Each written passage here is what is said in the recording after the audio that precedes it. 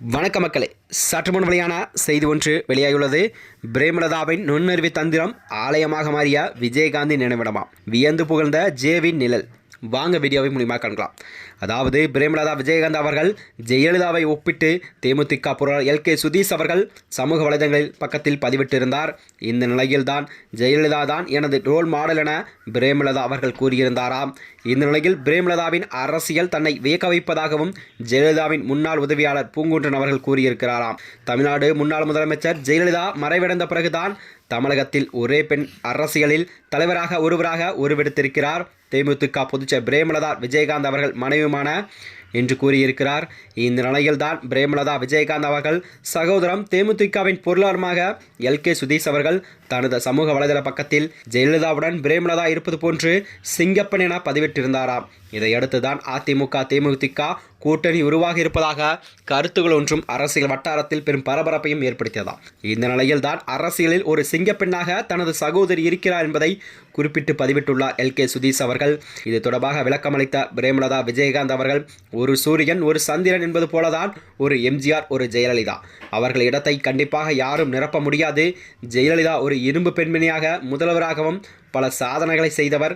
அவர்தான் எனது role model என அவர் கூறியிருந்தாராம். அதாவது இந்த நிலையில் பிரேமலதா விஜயகாந்த் தன்னை கவர்ந்திருப்பதாக கூறியிருக்கிறார் ஜெயலலிதாவின் முன்னாள் உதவியான பூங்குன்றன் அவர்கள்.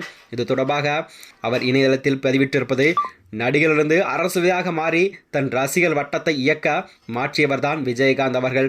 அவரது மறைவதானது தேமுதிகவுக்கு ஒரு அதிர்ச்சியை மட்டுமல்ல, பலருக்கும் அது இக்கட்சியின் இறுதி அத்தியாயமாக தோன்றியதாம். ஆனால் மக்கள் நம்பிக்கை இருக்கின்ற சூழ்நிலையில் முழு தைரியத்தோடு தான் ஒரு பெண் முன்னே வந்தார். அவர்தான் பிரேமலதா விஜயகாந்த் அவர்கள் என்று சூரம் சாட்டியுள்ளாராம். அது மட்டுமின்றி கேப்டன் விஜயகாந்தின் அரசியல் பயணத்திலே ஆரம்பத்திலிருந்தே பிரேமலதா அவர்களுக்கும் பின்னால் இருந்தவர்தான். அவரது பங்கு விளம்பரமோ ஆவேச உரைகளோ அல்ல, மாறாக திட்டமிடல், தொடர்பு மற்றும் அமைப்பின் ஒற்றுமை பேணுதல் என்பது. பல மேடைகளில் தலைவரின் பக்கம் நின்று உரையாற்றிய சில தருணங்கள் இருந்தாலும் கூட அவர் பெரும்பாலும் நிழல் சக்தி போலவே செயல்படுவார் என்று கூறியிருந்தாராம். அதாவது விஜயகாந்தின் மறைந்த பின் கட்சி உறுப்பினர்களாம் மனதளர்ச்சியுடன் இருந்தார்கள். இப்போ யார் கூட்டத்தை காக்கப் போகிறார்கள் என்ற கேள்விக்கு பிரேமலதா அவர்கள் பதில் சொல்ல வேண்டிய சூழலும் உருவாக்கிவிட்டதாம். அவர் கூட்டத்தை சோதிக்கவோ புள்ளி விவரங்களை ஆராயவோ செய்யவில்லை, மாறாக மக்கள் உணர்ச்சிகளை நேரடியாக தொடும் முடிவுகளெல்லாம் எடுத்து வருவதாக கூறப்படுகிறதாம்.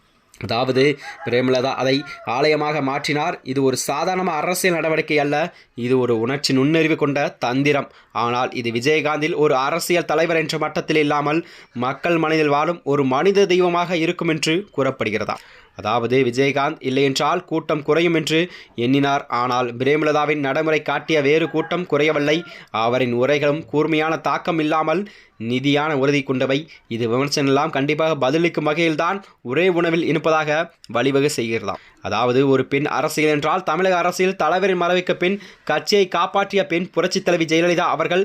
அந்த வரிசையில்தான் பிரேமலதாவும் தன் இடத்தை உருவாக்கி கொண்டிருக்கிறார் என்பதே பார்வையாக பார்க்கப்படுகிறது. அவர் தேர்ந்தெடுத்த பாணி ஆவேசத்திற்கு பதிலாக அமைதியான உறுதி.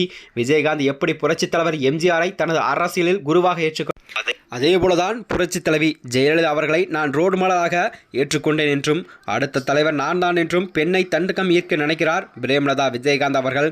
அது மட்டுமின்றி இன்று தேமுதிக முந்தைய அளவுக்கு ஆட்சி ஆதிக்கம் செலுத்தவில்லை என்றாலும் கூட அது முற்றிலும் அதாவது பிரேமலதா அவர்களின் முயற்சி அரசியல் என்னும் வளர்ச்சி பாதையை தான் உள்ளது.